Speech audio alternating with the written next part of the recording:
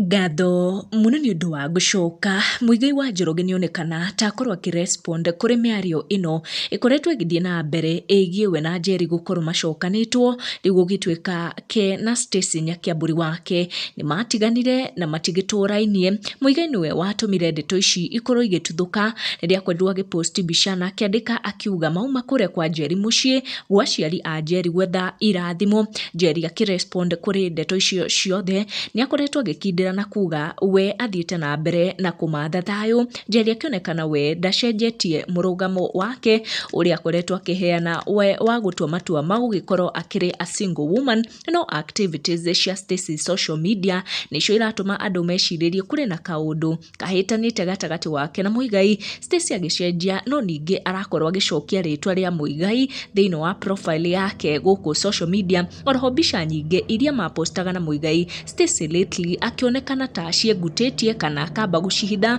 mũtambo-inĩ ũcio wake. Muigai akĩarĩrĩria ndeto ici we augĩte ndarĩ ate mũtumia wake wa mbere no nĩwe wakorirwo akĩmũtiga. Anja Muigai aheire mũrũmĩrĩri wake ũmwe ũrĩa ũkwendaga kũmenya gĩtũmi kĩa Muigai gũkorwo agĩte Njeri. Oroho kũrĩ na arĩa makoretwo makĩyumĩria anonymously makĩgeria kũhe bloggers cai ũyũ wa Muigai gũcoka kũrĩa kwa Njeri mũciĩ kũmatha irathimo kũrĩ aciari ake. Na this particular user akĩ-allege atĩ Muigai nĩ akoretwo agĩikia Stacy nja na rĩu aratwarana na mũhiki ũngĩ ũretwo Shikũ, na Shikũ ũcio nĩ araciarire kana ka Muigai juzi, mwana wa kerĩ wa Muigai, atĩ na nduka ya iratũ ĩrĩa Muigai erĩga kũhingũra aigĩire girlfriend ũretwo Mary. Muigai ndarĩ ara confirm kana kũregana na mĩario ĩyo, no Njeri we arauga arathiĩ na mbere na kũiga thayũ na ndarenda maũndũ maingĩ.